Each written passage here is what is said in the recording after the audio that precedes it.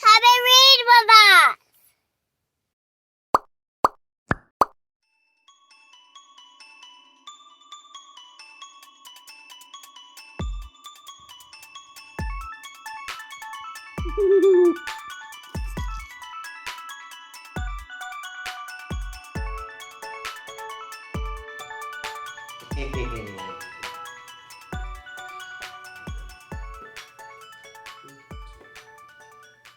Okay, let's read this book, shall we?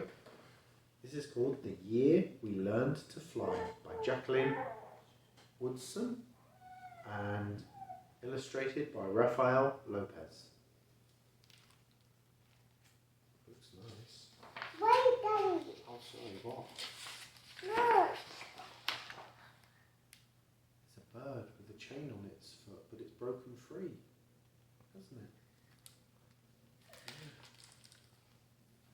The Year We Learned to Fly. I didn't say the year we learned to fly. Yeah. That was the year we learned to fly. It just looks like relief, doesn't it? Yeah, but it looks like a cocoon. It does, doesn't it?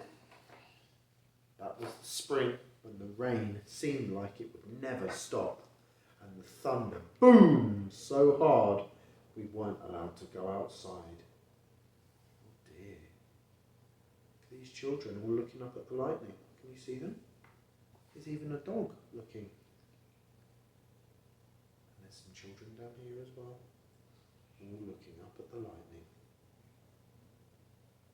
Do you want to go outside? I don't think they do. I think they're just looking at the lightning and the rain. Use those beautiful and brilliant minds of yours, my grandmother said. Lift your arms. Close your eyes. Take a deep breath. And believe in a thing.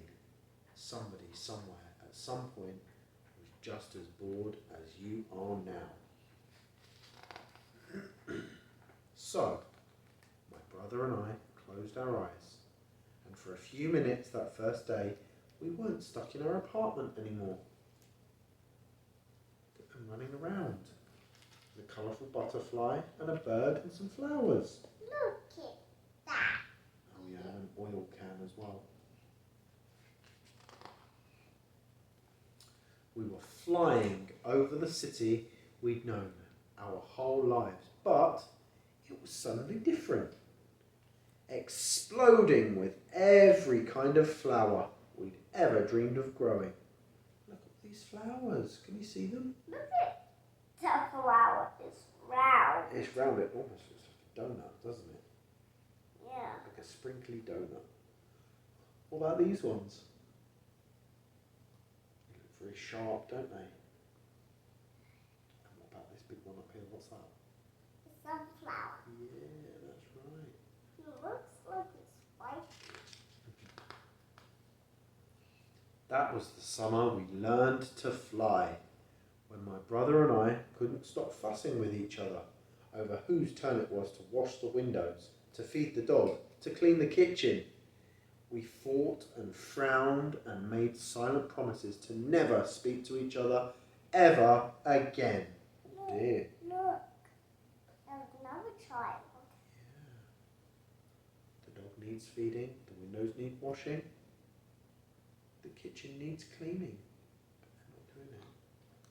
Oh dear.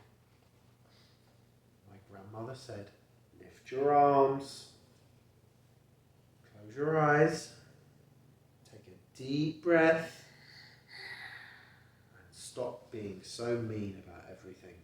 Somebody, somewhere, at some point, was just as mad as you are now. Dad, look. A butterfly to her. Yeah. Flowers all over her. That's right, and a bird landed on his shoulder. His grandmother sounds very smart, doesn't she? Getting them to calm down. And so we did. Dad, And as look. oh yeah, it's a cat on the roof. And as the soft wind took us out over the city and past the windows of kids who hadn't yet learned to fly, my brother and I reached for each other's hand, flying and diving and laughing, and leaving all of our mad far behind us. They're all going, wow, looking at them flying. They're not flying. Looks like it.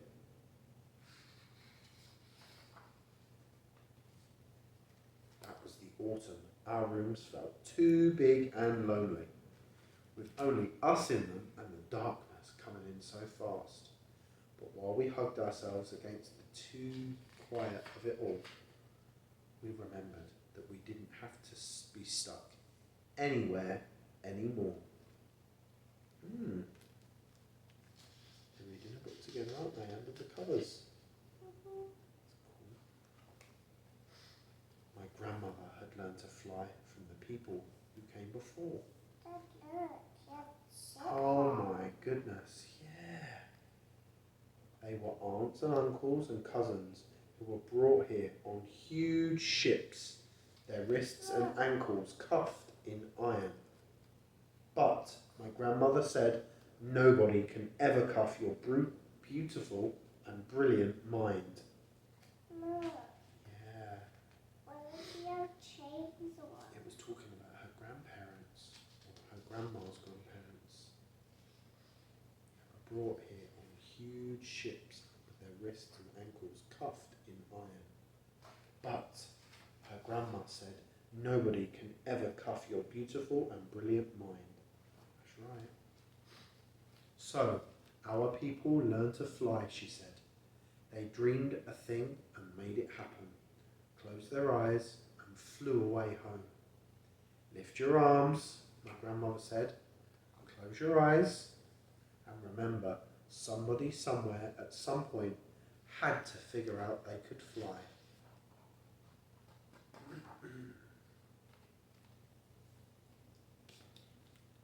That was the winter we moved away from the building and the block and the friends we'd always known.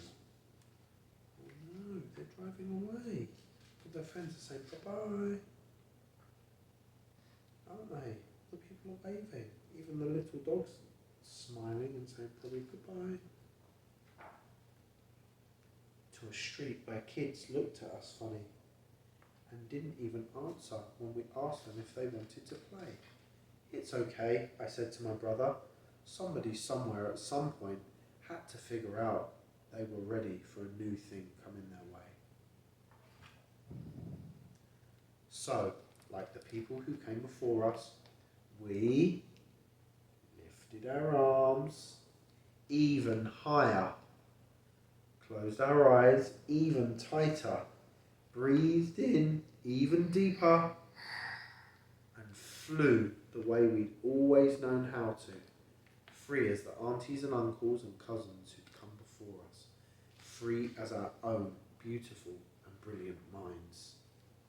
Look, they're flying away. For a long time, the kids on the ground watched us. Then, one by one, they lifted their arms. One by one, they too learned to fly. Look, they're flying. They are. How did they fly? They've learned to fly. But how did they get wings? Using their imagination. Let's read this. The first time I read That People Could Fly American Black Folktales by the brilliant Virginia Hamilton, I realized that through her beautiful story, I was learning to fly. Not the wings, but with words. Her book is the story of how enslaved people escaped their hard lives by lifting up and flying away home. And every page is anointed with the illustrious paintings of Leo and Diane Dillon. As a kid, I always wondered how people were able to survive through the horrors of enslavement. Wait a minute, I'm just reading. But they did. And they passed down their stories and their fables and their memories to the young people coming along after them. And these stories gave us wings. Virginia Hamilton gave me and so many other writers storytelling wings. And with these wings, I have been able to fly past even the hardest of times into the world of my stories. Sometimes the first step towards change is closing our eyes, taking a breath, and imagining a different way. we